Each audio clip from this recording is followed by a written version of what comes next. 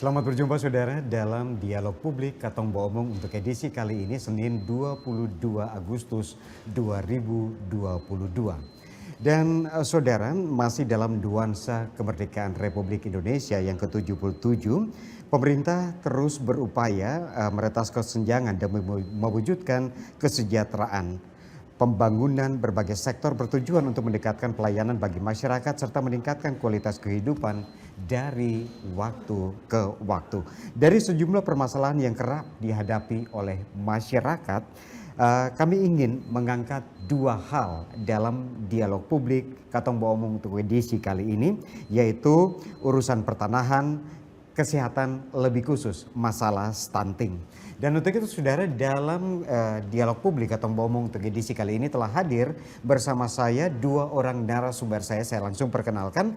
Yang pertama Bapak Iwan Pelokila, beliau adalah Kabid Kesmas Dinas Kesehatan Kependudukan dan Catatan Sipil Provinsi Nusa Tenggara Timur. Pak Iwan, selamat petang, selamat datang. Selamat petang, terima kasih. Narasumber saya yang kedua Bapak Eksam Sodak, beliau adalah Kepala Kantor Badan Pertanahan Kota Kupang. Pak Eksam, selamat petang, selamat datang. Selamat sore. Ya, tentunya kita akan berbicara jauh berkaitan dengan topik kita di kesempatan kali inilah pembangunan yang memerdekakan. Kita tahu bersama bahwa selama ini berbagai proses untuk mendapatkan misalnya sertifikat tanah atau mungkin kaitan dengan urusan stunting yang belum kelar ini, prosesnya cukup panjang gitu. Nah, berkaitan dengan itu, saudara, ada sebuah sekolah dasar di pinggir kota Kupang, tepatnya di Kuasait, akhirnya dialihkan menjadi sekolah negeri dari sekolah swasta setelah sertifikat peralihan hak dikeluarkan oleh BPN Kota Kupang. Keluarga besar Bimbusu dan Puai telah menyerahkannya kepada pemerintah Kota Kupang. Pertanyaannya, kenapa proses sertifikat ini cepat sekali? Kita lihat tayangan berikut ini. Ada sebuah sekolah dasar di pinggir kota Kupang, tepatnya di Kuasait. Sekolah ini akhirnya dialihkan menjadi sekolah negeri dari sekolah swasta setelah sertifikat peralihan hak dikeluarkan oleh BPN Kota Kupang. Dan keluarga besar Bimusu serta Puai telah menyerahkannya kepada pemerintah Kota Kupang. SD Kuasait akhirnya ditetapkan sebagai sekolah negeri setelah melewati waktu penantian yang cukup panjang, yakni sejak tahun 2015. Sertifikat peralihan hak SD Kuasait ke pemerintah Kota Kupang telah terbit baru-baru ini sehingga mempermudah pengurusan peralihan status sekolah Kristen Kuasait menjadi sekolah negeri. Sertifikat sebagai salah satu syarat peralihan status menjadi sekolah negeri. Kamis 12 Mei 2022, BPN Kota Kupang telah mengeluarkan sertifikat dimaksud. SD Kristen Kuasait merupakan salah satu sekolah yang berada di wilayah paling luar Kota Kupang, yaitu Kolhua. Awalnya sekolah ini hanya merupakan dua ruang belajar yang dibangun oleh rohaniwan dari Jakarta pada tahun 2008. Tokoh masyarakat setempat telah menghibahkan tanah ini untuk dapat dibangun sekolah. Namun seiring berjalan waktu, para guru yang mengajar di sekolah ini harus berusaha mandiri supaya dapat melanjutkan kegiatan belajar mengajar kepada anak-anak yang umumnya merupakan warga sekitar. Barulah beberapa tahun terakhir, tepatnya 2019, pemerintah melalui Dinas Pendidikan Kota Kupang menempatkan dua tenaga ASN, yaitu kepala sekolah dan guru olahraga. Ada sekitar 100-an murid kelas 1 sampai kelas 6 yang sedang menimba ilmu di sekolah ini dengan didukung oleh 9 orang guru. 2 orang ASN dan 7 lainnya adalah guru honorer. Dengan diterbitkannya sertifikat dari BPN Kota Kupang ini seiring dengan reformasi pelayanan bagi masyarakat yang semakin cepat dan mudah. Layanan bagi perubahan hak, penghapusan roya dan pendaftaran pertama kali asal SKH. Jika pemberkasan sudah lengkap, maka proses permohonan di BPN Kota Kupang bisa selesai dalam waktu 1 hari dengan biaya Rp50.000. Kita juga dibantu Infe bisa menajak omong dengan pertanahan sehingga tanggal 5 Mei itu sertifikat keluar dan hari itu juga kami berproses untuk sebagai salah satu syarat lampiran sebagai salah satu untuk menegerikan sekolah ini kami usulkan ke Pak Wali Kota Kupang dan 5 hari berproses SK Wali Kota Kupang untuk dari SD Kristen Setia Kuasait menjadi SD negeri itu disahkan oleh Pak Wali Kota Kupang dan hari ini kita menerima dari keluarga, pemerintah menerima sertifikatnya, dan kemudian dari pemerintah sendiri memberikan SK negeri itu, SD negeri Kuasa itu kepada kepala sekolah melalui Kepala Dinas Pendidikan dan Kebudayaan Kota Kupang. Yang jelas bahwa kita pembenahan sarana ya. Kita pembenahan sarana, dan tadi Pak Wali Kota Kupang juga sudah umum melalui dana alokasi khusus untuk tahun 2023 SD Negeri Kuasa itu mendapat bantuan 1 miliar lebih untuk membuat perpustakaan, untuk membuat lab komputer dan beberapa jambal. Ya. Itu sudah pasti ke Bapak itu? Itu pasti dengan dia punya peralatannya. Dari lab komputer langsung dengan komputer. Berharap karena ini sekolah yang diusahakan oleh masyarakat, kami pemerintah mengakomodir itu. Kami mohon mungkin masyarakat menjaga sekolah ini sebagai rumah sendiri, dan kemudian anak-anak yang ada di Kuasait atau di sekitarnya tidak usah sekolah di tempat lain, karena di Kuasait sendiri sudah ada sekolah yang perlahan kita akan memperbaiki sarananya dan juga memperbaiki mutunya melalui penempatan guru di Kuasait. Pasti kita akan memperhatikan itu, apakah melalui P3K atau kita ada guru-guru negeri yang misalnya berlebihan di sekolah lain, kita akan dorong tugaskan di SD Negeri Kuasait. Tim Liputan TVRI NTT. Ya, tentunya kita berikan apresiasi khusus untuk Badan Pertanahan Kota Kupang setelah proses panjang. Kurang lebih 15 tahun akhirnya sertifikat bisa terbit, dan dari swasta, sekolah swasta dia beralih menjadi sekolah negeri. Itu satu prestasi. Nah, Pak Eksam, artinya bahwa masalah pertanahan ini kita harus sebut bahwa masalah ini cukup tinggi di Nusa Tenggara Timur. Namun potret pengalaman dari Kuasait seolah memberi harapan lebih bagi kita bahwa ini saat ini kita lebih merdeka. Nah, bagaimana transformasi, reformasi yang sedang terjadi atau sedang digencarkan oleh Badan Pertanahan Kota Kupang, Pak? Yang pertama tentu kita perlu berpikir bagaimana agar perubahan itu terus berlangsung di Badan Pertanahan Nasional. Salah satu trik kami adalah bagaimana kita bisa meningkatkan pelayanan itu sendiri kepada masyarakat. Tentu penguatan hak atas tanah itu menjadi dambaan setiap orang berkaitan dengan hak atas tanahnya, baik perorangan, badan hukum maupun instansi pemerintah sendiri. Kami di Kota Kupang itu sudah membuat terobosan selama 3 bulan berkaitan dengan percepatan layanan. Ya, salah satunya SD Kuasait ini yang sudah sekian lama berproses, dan kemudian kita bisa menyelesaikan sertifikat hak atas tanahnya untuk kemudian digunakan selanjutnya. Itu merupakan salah satu dari reformasi yang sedang kami bangun di BPN Kota Kupang berkaitan dengan percepatan peningkatan pelayanan kepada masyarakat. Saya bisa katakan bahwa berbagai inovasi itu kita buat di kantor pertanahan Kota Kupang, antara lain mungkin seperti yang disebutkan tadi ada saklar, ya, satu hari kelar, 1 hari langsung kelar. Itu memang benar-benar contoh untuk penghapusan hutang, kemudian untuk pendaftaran pertama kali asal SKH, kemudian juga ada perubahan hak RSS, itu 1 hari. 1 hari memang kita bikinnya. 1 hari kita bikinnya, dan biayanya relatif mudah, 50.000 saja. 50.000. Pak Eksam, kalau jadi pertanyaannya, kenapa maksudnya baru 3 bulan ini BPN berbenah untuk memberikan pelayanan yang cepat kepada masyarakat? Selama ini kok terkesan sangat lambat. Kenapa baru 3 bulan, Pak? Kenapa tidak dari dulu? Baik, jadi kaitannya itu mungkin kami juga baru bertugas di kantor pertanahan Kota Kupang 3 bulan, tapi program-program ini merupakan terusan juga dari Kementerian ATR BPN dari pusat.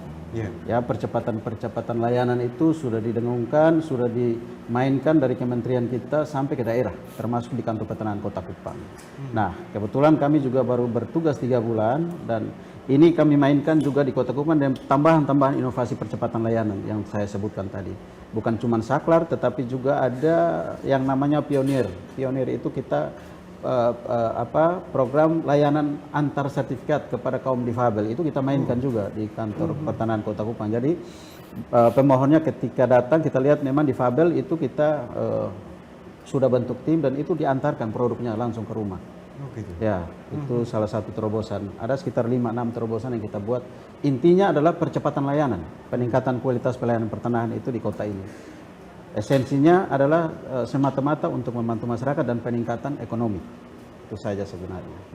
Jadi inovasi terus dilakukan oleh Badan Pertanahan Kota Kupang. Nah, kaitan dengan layanan-layanan yang saat ini mungkin lebih kita sebut sebagai layanan berbasis internet, yang apa namanya saat ini juga sudah disiapkan oleh Badan Pertanahan Kota Betul. Kupang.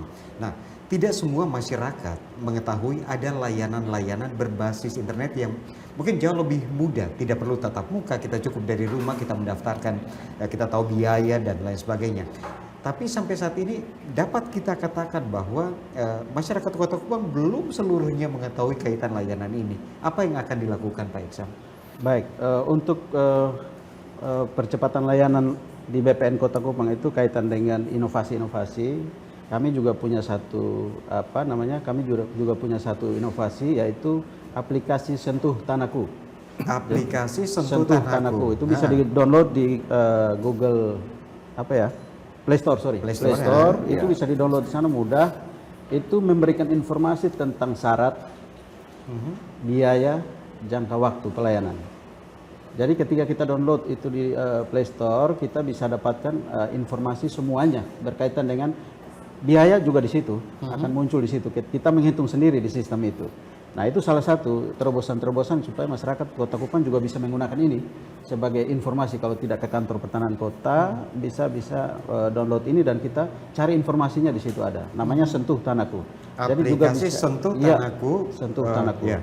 Itu bisa di-download di Play Store. Play Store. Oke. Ini mempermudah masyarakat. Informasi. Iya, mempermudah informasi berkaitan dengan syarat-syarat apa yang harus Dipenuhi, ya. terus biaya, Jangka waktu. jangka Iya. waktu pelayanan. Saklar tadi 1 hari kelar. Iya, betul. Oke. Iya, Nah, betul.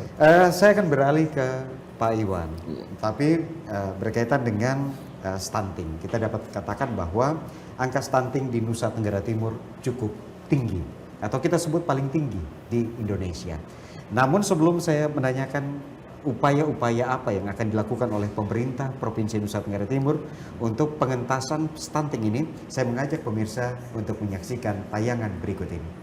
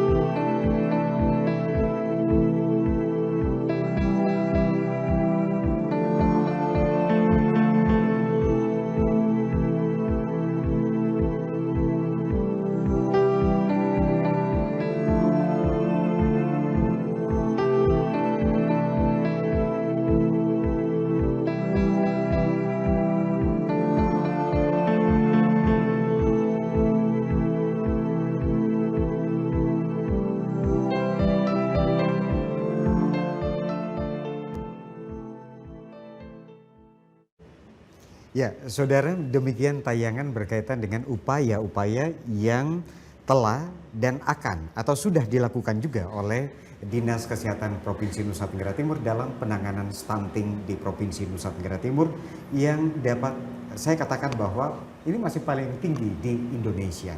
Nah, Pak Iwan, belum banyak masyarakat yang ada di luar sana mengetahui kaitan dengan stunting. Apa itu stunting, Pak Iwan? Baik, jadi kalau terkait stunting itu tentunya kita mengacu pada definisi operasional. Definisi operasional yang tertuang dalam nomor 72 tahun 2021. Itu Perpres yang mengatur tentang percepatan penurunan stunting di Indonesia. Nah, berdasarkan definisi operasionalnya yaitu stunting adalah gangguan pertumbuhan anak dan perkembangan anak akibat kekurangan energi kronis dan infeksi yang berulang.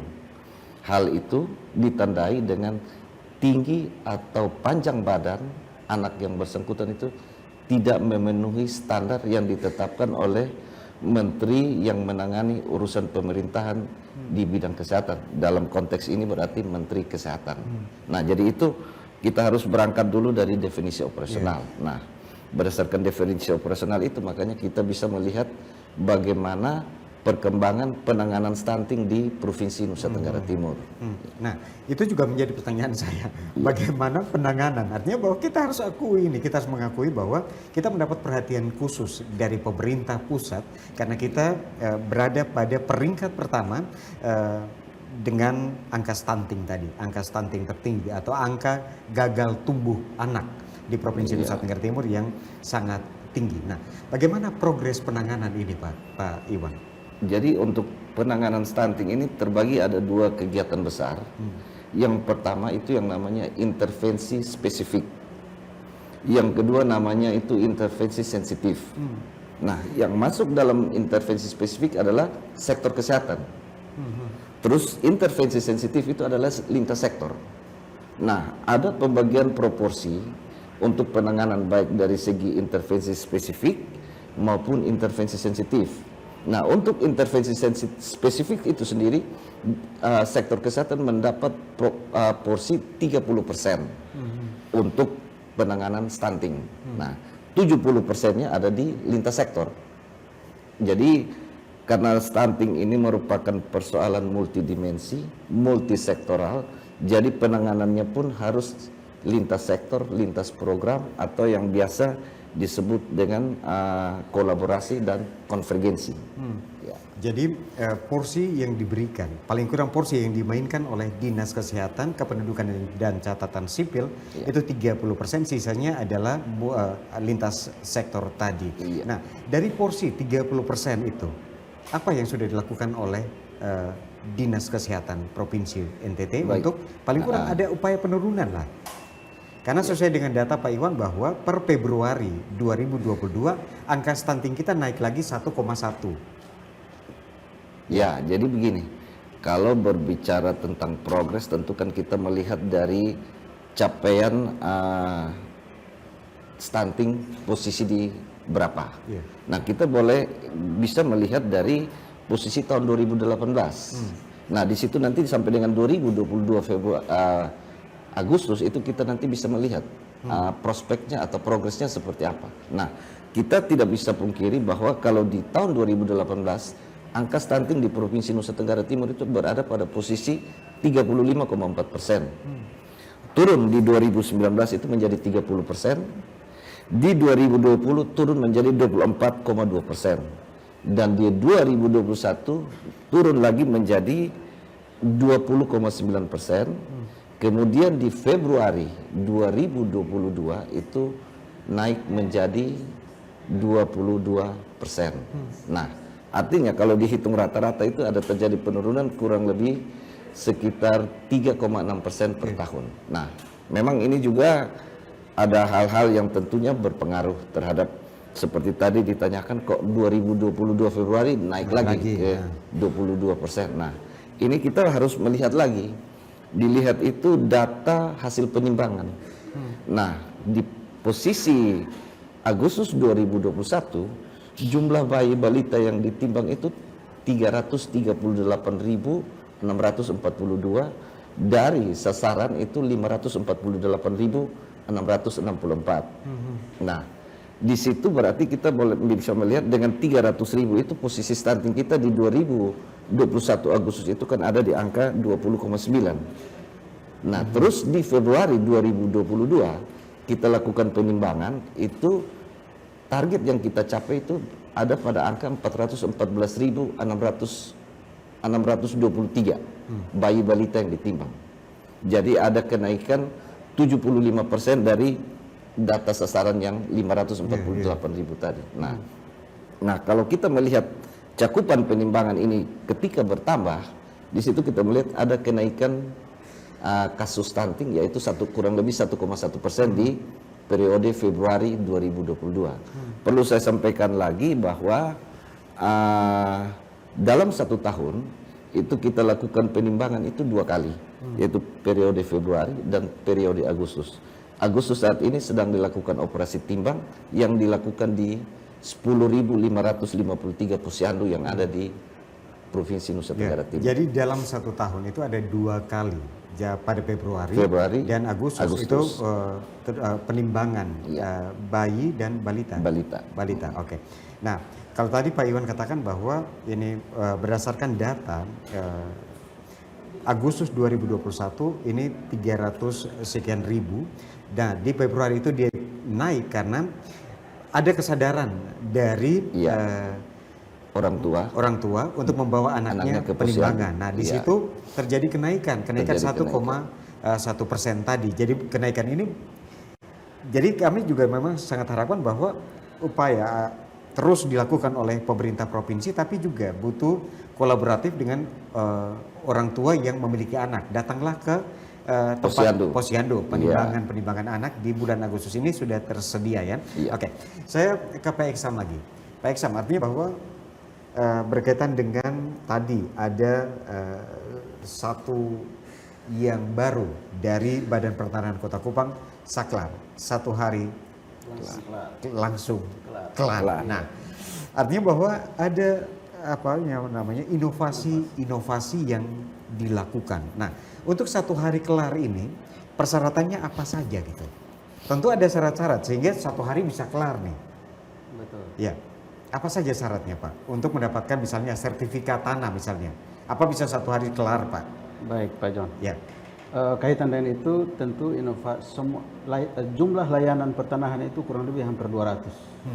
Ada kurang lebih kita prioritaskan layanan-layanan yang mudah kami jangkau, mudah kami laksanakan, memberikan kemudahan kepada masyarakat. Antara lain pendaftaran pertama kali asal SKH, Roya atau hapus utang, kemudian perubahan hak RSS, khusus RSS, kemudian juga ada surat keterangan pendaftaran tanah. Itu ada beberapa jenis lain yang kami mainkan 1 hari memang benar. Nah, kaitan dengan itu tentu berkaitan dengan syarat-syarat, kemudian juga persyaratan yang harus dipenuhi oleh masyarakat dan biaya.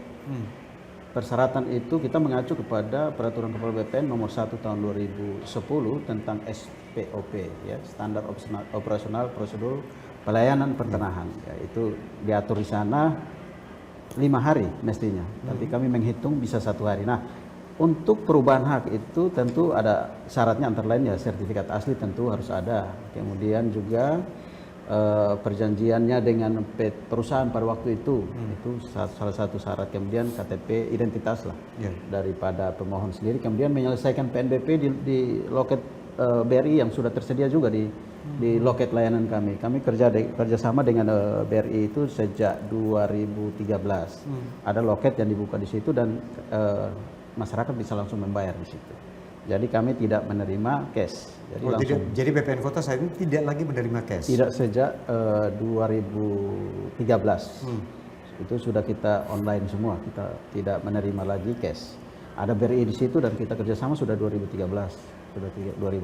Nah, kaitan dengan percepatan ini, ketika sudah selesai di loket front office, itu berkas diserahkan ke back office dan itu langsung dikerjakan. Masing-masing sudah tahu.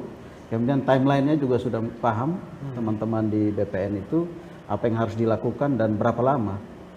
Nah, itu untuk mengejar target 1 hari 1 kali 24 jam. Iya, iya. Nah itu kita kerjakan dan puji Tuhan sudah sampai dengan sekarang ini sudah hampir kurang lebih sekitar 800 sampai 900 sertifikat dari inovasi itu yang kita terbitkan. Ya, Per 3 bulan ini sudah 800 sampai 900 sertifikat yang sudah dihasilkan dari inovasi ini. Ya, saklar, 1 hari kelar. Langsung kelar. Nah, bagaimana dengan misalnya Pak Eksam? Kita tahu bersama bahwa ada juga kasus, ini kita bicara kasus. Betul. Misalnya ada satu objek tanah yang memiliki 2 sertifikat. Misalnya kalau tadi ini lebih banyak pelayanan yang kita tidak tatap muka nih, kita hanya lewat misalnya aplikasi misalnya kita. Betul. Nah, ini tidak keliru BPN untuk menerbitkan sertifikat. Misalnya ada kasus satu objek tanah memiliki 2 sertifikat. Betul. Jadi berkaitan dengan itu kita sebut sebagai sertifikat ganda. Sertifikat ganda. Sertifikat ganda. Oke. Kita mulai berbenah itu dengan sistem IT itu sejak tahun 2000. Jadi seluruh bidang tanah itu yang terdaftar di Kota Kupang ini sampai dengan detik ini 98.815, kurang lebih seperti itu, dari total potensi bidang tanah sebesar 135.000. Nah selisih itu yang nanti kita mainkan sampai dengan tahun 2024. Melalui pendaftaran pertama kali dengan program-program Pak Jokowi, misalnya PTSL, rutin, dan lain-lain. Nah seperti itu. Nah bagaimana ini dengan kondisi 98.000 sekian ini yang sudah terdaftar? Nah itu kita mulai berbenah, kemudian kita melakukan digitalisasi data. Ini nanti sampai kepada kenapa kita buat ini. Nah kaitan dengan sertifikat ganda itu, dulu sebelum tahun 2000 itu kami masih manual semuanya. Jadi sistem pengukuran pemetaannya itu memang masih manual. Semua bidang-bidang tanah yang kami terbitkan itu tidak terploting dan baik dalam peta pendaftaran. Ini yang mengakibatkan kekeliruan di situ dan akhirnya terjadi satu bidang bisa 2 sertifikat. Nah, di era sekarang ini kita sudah mulai membangun sistem digitalnya. Di dalam sistem kami yang disebut komputerisasi kegiatan pertanahan itu semua bidang tanah baik tekstual maupun spasial itu kami entrikan di dalam sistem kami. Ya, dari total 98.000 sekian itu kami sudah kerjakan hampir 94%. Dan ini akan mendukung sekali layanan yang kita sebut sebagai layanan elektronik. Nah di Kota Kupang ini layanan elektronik itu sudah kita mainkan 2, dan itu kita tidak bertemu lagi dengan masyarakat. Pengecekan elektronik dan hak tanggungan elektronik.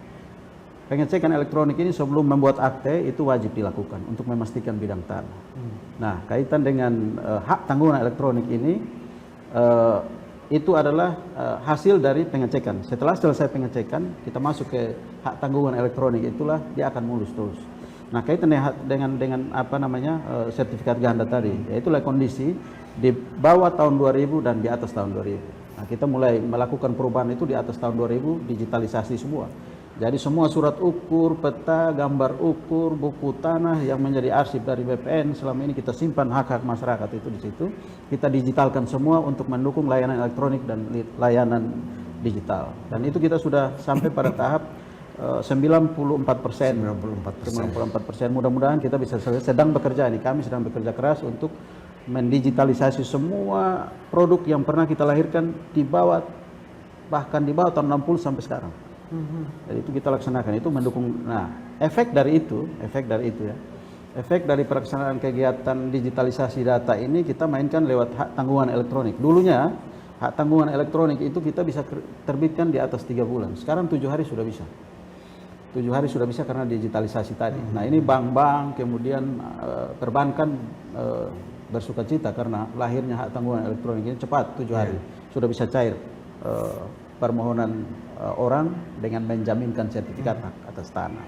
Nah, Pak Eksam, kalau tadi misalnya kita lihat di tayangan awal tadi, misalnya di SD Kuwasait untuk mendapatkan sertifikat hanya dengan biaya Rp50.000. Nah, untuk masyarakat yang memiliki tanah pribadi, untuk mendapatkan satu sertifikat biayanya berapa sih, Pak? Soal biaya itu tergantung luas tanah. Tergantung luas tanah. Tergantung ya. Kita mengacu kepada PP 128 2015 tentang PNBP yang berlaku di Kementerian ATR BPN. Nah, di sana ada hitung-hitungannya. Jadi biasanya rumusnya itu kalau saya tidak salah ingat itu luas per 500 dikali koefisien tertentu ditambah 100.000 itu biayanya, biaya pengukuran. Jadi itu kita masyarakat langsung bisa menghitung. Bisa nih. menghitung sendiri lewat aplikasi Sentuh Tanahku tadi. Ya. Jadi ketika dimasukkan luas, kita langsung cek biaya. Dia langsung menerbitkan, dia langsung mengeluarkan satu voice, oh biayanya dengan luas sekian, biayanya sekian. Jadi di situ masyarakat tidak perlu sudah diformulasi di dalam sistem itu. Nah, ini yang mungkin perlu kita sosialisasi terus kepada masyarakat sehingga mereka bisa melek teknologi, memanfaatkan teknologi untuk kepentingan seperti ini. Iya. Oke. Nah, saya ke Pak Iwan. Sebelum nanti saya bahas kaitan dengan melek teknologi tadi. Karena pemilik tanah ini rata-rata orang tua nih.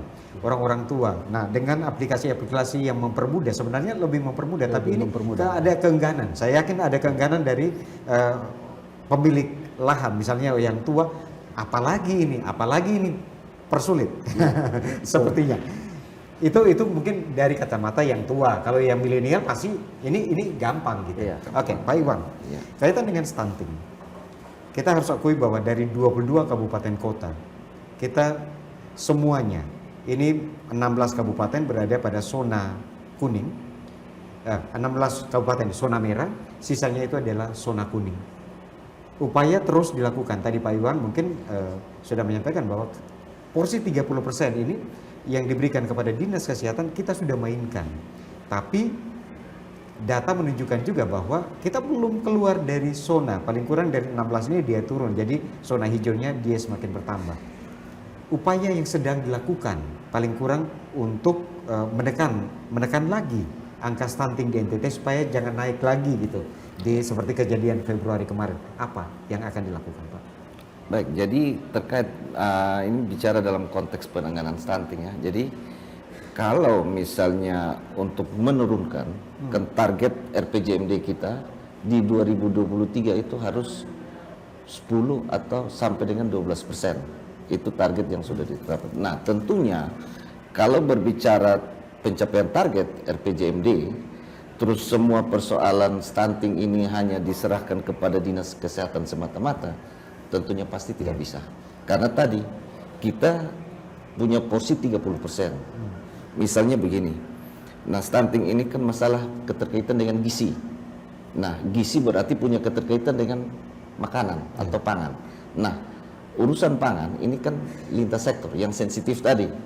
Nah, dalam hal ini misalnya Dinas Pertanian Tanaman Pangan, dia harus menjamin bahwa akses pangan itu tersedia. Kalau akses pangannya tersedia, kita Dinas Kesehatan masuk dengan edukasi makanan gizi seimbang. Nah, kita punya tim gizi yang bisa mengedukasi untuk menyiapkan makanan yang untuk dikonsumsi itu gizinya seimbang. Yang berikut, bisa juga memanfaatkan lahan pekarangan yang ada untuk menanam pangan lokal. Misalnya uri-urian, jagung, kacang-kacangan, dan juga kelor. Nah, ini kelor ini kan kalau mau dilihat untuk sebagian besar wilayah NTT ini kan tumbuhnya gampang. Nah, kelor ini juga punya potensi yang sangat-sangat besar. Dibandingkan bayam, dibandingkan kangkung, kelor jauh lebih tinggi. Untuk kandungan baik mineral, proteinnya itu sangat tinggi. Jadi memang dari situlah kami mencoba untuk memetakan kembali. Dengan posisi kami yang 30%, kita melihat kekurangannya di mana. Oh, ternyata kekurangan ini ternyata harus dipenuhi oleh yang lintas sektor atau di intervensi sensitif. Nah, kita kolaborasi. Nah, misalnya yang berikut lagi itu terkait dengan akses air bersih. Nah, akses air bersih kan berarti itu merupakan tugasnya PU. Kami hanya menyiapkan atau melakukan pemicuan untuk supaya komunitas-komunitas yang notabene stunting ini bisa mengakses air bersih. Nah, banyak daerah, banyak lokus stunting yang kita temukan itu akses air bersihnya sulit. Nah, ini juga salah satu penyebab. Karena kalau akses air bersih itu sedikit atau bahkan tidak ada, bisa menimbulkan penyakit diare dan lain-lain. Nah, untuk penanganan ini butuh kolaboratif dari semua sektor. Tapi sampai sejauh ini, bagaimana kolaboratif yang sudah dibangun? Paling kurang walaupun porsinya kecil nih, jika dibandingkan dengan tadi sensitif tadi 70%, sementara dari dinas kesehatan hanya 30%, tapi paling kurang peran utama itu ada di dinas kesehatan. Bagaimana membangun sinergitas antara pemangku-pemangku kepentingan untuk paling kurang kita turun, karena target RPJMD 2023 seperti Pak Iwan katakan 10 sampai 20%. 10 sampai 12. Sampai 10 sampai 12 ini bahaya nih Pak. Iya. Nah, bagaimana membangun sinergitas ini? Nah, untuk membangun sinergitas ini kan sekarang dibentuk tim percepatan penurunan stunting di Provinsi Nusa Tenggara Timur. Dan memang TPPS singkatannya itu dibentuk berdasarkan Perpres 72 2021 tadi.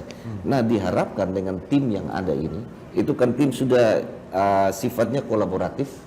Jadi baik ada intervensi spesifiknya di dalam, ada juga intervensi sensitifnya di dalam. Diharapkan dengan dibentuknya TPPS ini yang notabene digawangi oleh BKKBN ini menjadi satu landasan pijak kita bersama untuk bagaimana sama-sama kita bersinergi, berkolaborasi sehingga target yang ditetapkan dalam RPJMD itu bisa terlaksana. Tapi optimis target ini bisa tercapai Pak? Saya optimis kalau semua kolaborasi, semua sinergitas yang dibangun melalui wadah TPPS ini bisa Dengan sama-sama. waktu hanya 1 tahun Pak kurang lebih? Ya, saya optimis itu karena begini, berbicara menyangkut stunting misalnya, penanganan stunting itu kalau sektor spesifik misalnya, kita butuh 90 hari dengan pemberian PMT, anak itu otomatis bisa keluar dari stunting. Hanya Pemberian 90 hari. 90 hari. Pemberian PMT. PMT. Pemberian makanan tambahan Pemberian tadi. makanan Ya. tambahan tadi, baik itu yang berupa pabrikan, dalam hal ini biskuit, maupun PMT lokal, serbu kelor, kan kita punya kekayaan lokal pangan maupun perikanan yang bisa itu artinya bahwa dimanfaatkan. pemberian makanan tambahan bagi anak-anak yang sudah di luar gitu.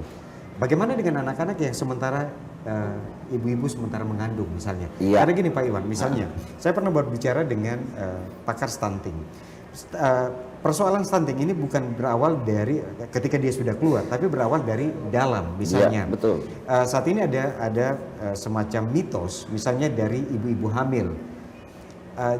Jangan makan banyak, karena misalnya makan banyak menyebabkan anak itu besar dari dalam dan akan menyusahkan ketika akan lahiran misalnya. Nah, untuk memetakan mitos ini kan susah Pak. Nah, sementara misalnya ada yang juga ibu-ibu hamil, misalnya normal untuk melahirkan hanya 2,5 kg misalnya. Sisa yang berikut saya tidak akan naikkan lagi. Saya takut nanti terjadi apa-apa. Nah, ini untuk menyadarkan masyarakat seperti apa upaya dari Dinas Kesehatan sih Pak? Baik, jadi kalau berbicara penanganan stunting itu penanganannya ada di awal juga, yang itu namanya pencegahan. Jadi pencegahan itu sebenarnya kita sudah mulai dari remaja putri, yaitu dengan pemberian tablet tambah darah. Itu untuk remaja putri usia 12 sampai 18 tahun, berarti ada di bangku SMP maupun SMA. Itu dengan kita menganjurkan untuk meminum tablet tambah darah 1 minggu 1 kali.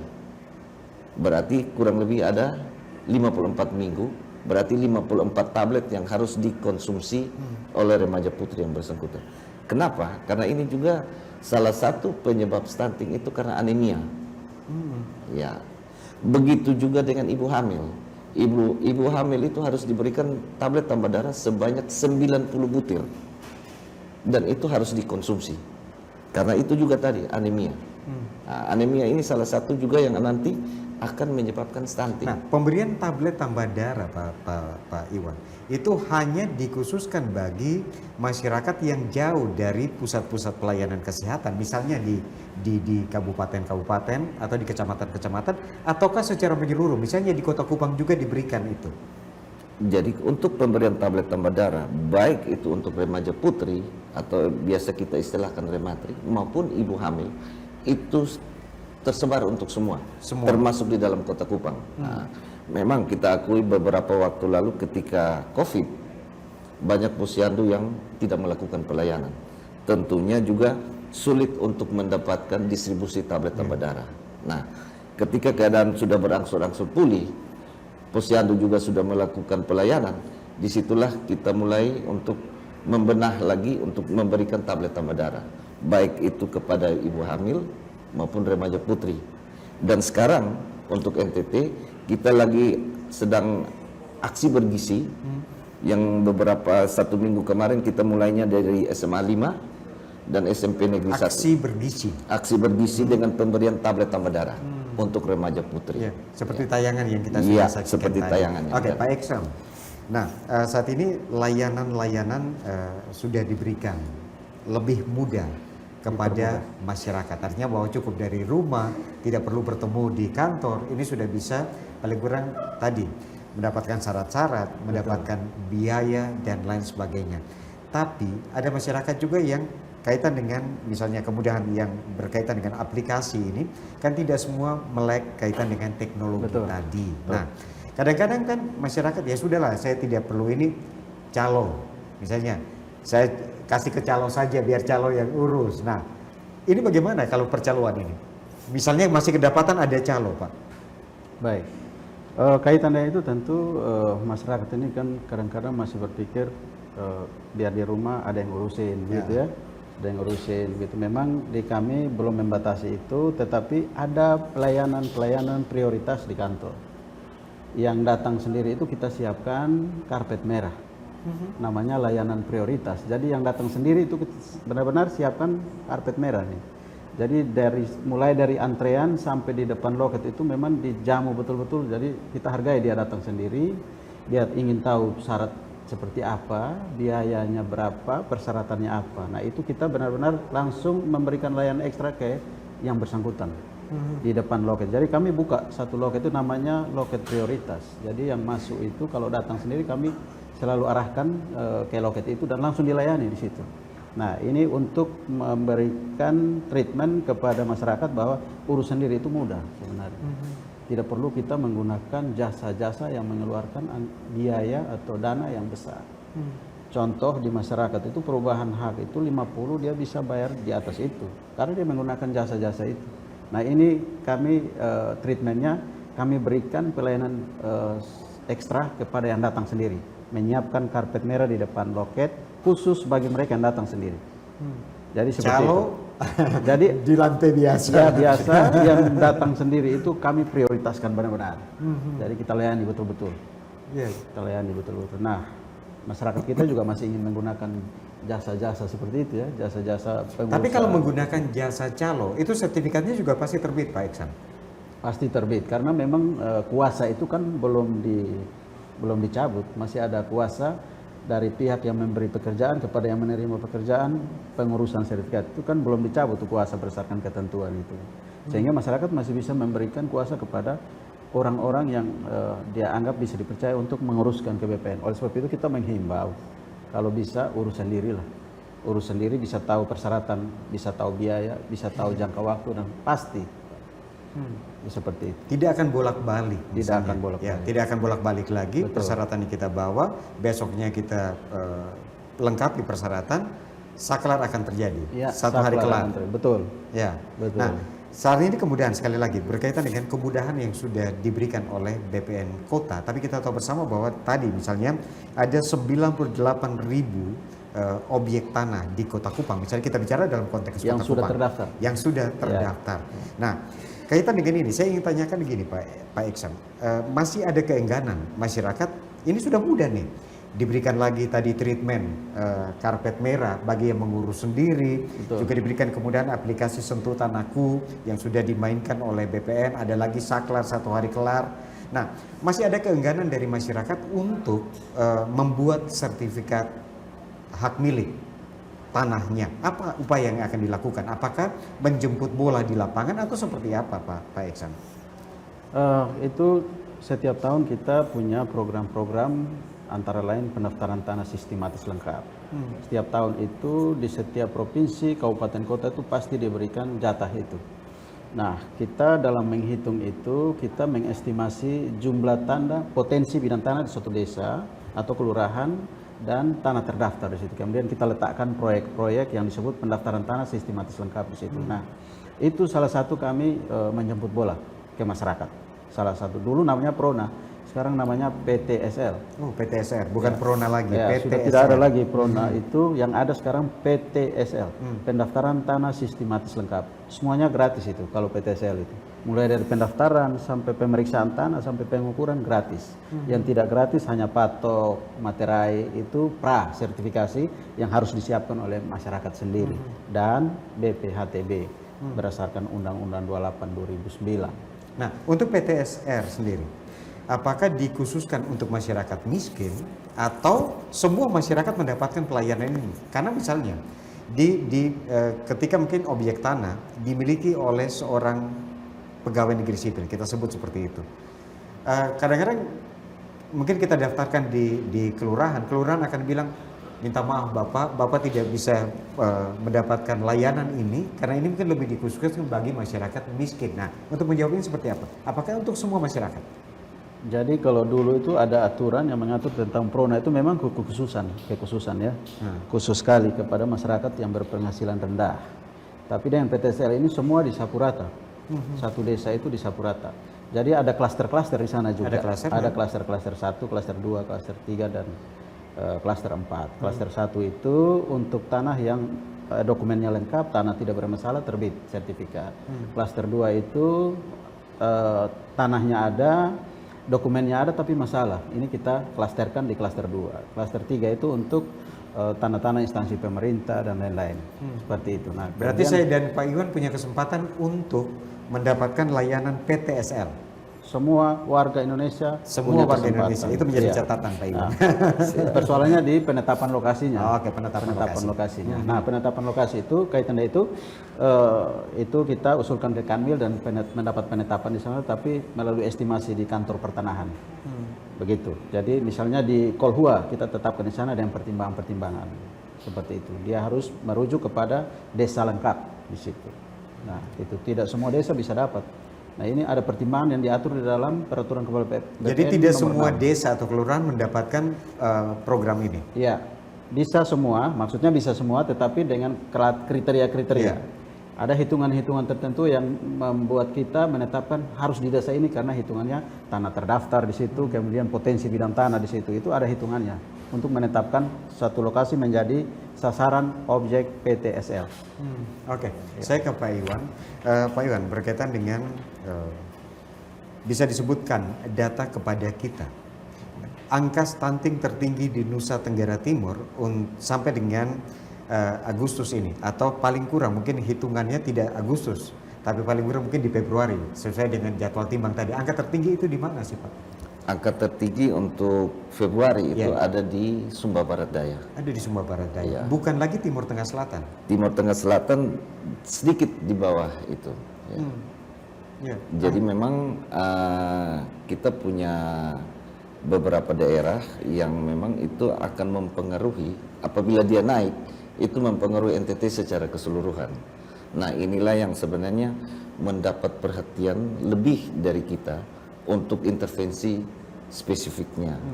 Nah, intervensi spesifik, karena tadi Pak Iwan katakan bahwa ketika kita sudah dapatkan data akurat, misalnya data akurat kaitan dengan di Februari itu di Sumba Barat Daya, angkanya dia naik nih. Langkah yang akan dilakukan oleh Dinas Kesehatan, permainan 30% tadi seperti apa sih Pak? Misalnya kita salah satunya itu mendistribusikan PMT. Nah, PMT ini kan hitung-hitungan sesuai formula yang ada, formula yang terkandung dalam PMT ini. Apabila anak yang mengalami stunting itu diberikan PMT selama 90 hari, continue, maka dia akan keluar dari posisi stunting. Nah, untuk stunting sendiri itu kan yang bisa dicegah, atau bisa diperbaiki, atau bisa disembuhkan itu hanya rentang usia 0 sampai dengan 23 bulan, 24 bulan atau 2 tahun. Kalau lebih dari itu Memang sudah tidak bisa. tidak bisa. Nah, makanya ada istilahnya golden period atau biasa diistilahkan dengan 1000 HPK. 1000 hari pertama kehidupan. Nah, itu semenjak masih dalam janin sampai dengan posisi 2 tahun. Nah, ini posisi seperti inilah yang harus kita jaga sehingga ke depan tidak ada lagi stunting baru di provinsi Nusa Itu Tenggara yang Timur. sangat kita harapkan. Nah, kita sudah berada di menit-menit akhir persoalan kita. Sebagai closing statement, saya berikan waktu Pak Eksam 1 menit, Pak Iwan juga 1 menit. Apa yang ingin disampaikan kepada masyarakat? Karena misalnya Pak Eksam, kaitan dengan reformasi yang sudah terjadi di Badan Pertanahan Kota Kupang, layanan-layanan dan kemudahan-kemudahan yang sudah diberikan kepada masyarakat ini. 1 menit apa yang ingin disampaikan kepada masyarakat? Tentu berkaitan dengan pelayanan pertanahan, kami berharap masyarakat itu bisa mengurus sendiri lah ke BPN, karena kemudahan-kemudahan itu diberikan khusus kepada masyarakat memang. Ya, jadi kami berharap masyarakat itu menyiapkan dokumen, alas hak, kemudian datang sendiri ke kantor pertanahan dan rasakan perubahan-perubahan di BPN Kota Kupang. Itu yang kami ingin sampaikan, dan tentu kami berharap pemerintah juga memberikan perhatian, karena BPN ini bukan hanya sekedar menerbitkan sertifikat saja, tapi juga memberikan kontribusi terhadap PAD. Setiap tahun kami selalu memberikan PAD kepada pemerintah Kota Kupang itu 15 sampai 25 M setiap tahun, ya, dari sektor pertanahan. Jadi mungkin itu kami himbau kepada pemerintah kota juga, jangan menutup mata dengan BPN. Mungkin kita bisa dibantu atau apa, seperti apa, biaya, bukan biaya tapi semacam operasional begitu berkaitan ini, karena setiap tahun kami selalu paling kurang ada feedback yang diberikan oleh Pemda Kota Kupang. Oke. Nah, Pak Iwan, kaitan dengan stunting, kita belum keluar nih dari angka tertinggi tadi. Apa yang akan disampaikan kepada masyarakat? Silakan Pak Iwan. Baik, jadi mungkin sebelum sampai pada closing statement, saya perlu tambahkan dulu sedikit. Tadi kan untuk penanganan itu kan kita PMT, PMT dalam hal ini PMT pabrikan. Tetapi selain itu kita juga bisa dengan PMT lokal. Kita punya hitung-hitungan komposisi gizinya, dan itu pun bisa dikonsumsi oleh balita untuk keluar dari stunting. Nah, jadi selain ada PMT berupa biskuit, ada juga makanan lokal. Nah, itu kita sudah memberikan pencerahan, sosialisasi kepada teman-teman yang khususnya bertugas di puskesmas sebagai tenaga pengelola gizi, untuk bisa memberikan edukasi kepada masyarakat khususnya yang mempunyai bayi balita bisa mengkonsumsi makanan-makanan yang ada di sekitar pekarangan mereka. Di pekarangan. Nah, sebagai closing statement, saya mengajak kepada seluruh masyarakat NTT, khususnya yang punya anak, bayi dan balita, karena bulan Agustus ini adalah bulan penimbangan, di mana juga sekaligus untuk pemberian vitamin A, maka kami menghimbau untuk membawa anak-anak ini atau bayi balita ini ke posyandu untuk diukur, ditimbang berat badannya, diberikan vitamin A dan juga obat cacing, sehingga ke depan persoalan-persoalan stunting di NTT ini bisa terselesaikan. Yang pastinya kalau kita mau pasti bisa. Pasti bisa. Mau pasti bisa. Saya ucapkan terima kasih untuk Bapak Iwan Pelokila. Saya ucapkan terima kasih untuk Pak Eksam Sodak yang sudah hadir dalam dialog publik TVRI di kesempatan kali ini. Kita berharap dengan momentum 17 Agustus paling kurang kita dapat mengejar ketertinggalan kita, atau terus inovasi akan dilakukan oleh BPN Kota. Kerja keras akan terus dilakukan oleh Dinas Kesehatan, Kependudukan dan Catatan Sipil untuk menekan angka stunting di Provinsi Nusa Tenggara Timur agar kita bisa disebut sebagai NTT bangkit menuju sejahtera. Demikian perbincangan kita dalam dialog publik TVRI di kesempatan kali ini. Atas nama kerabat kerja yang bertugas, saya John Hayon ucapkan terima kasih. Selamat malam dan sampai jumpa.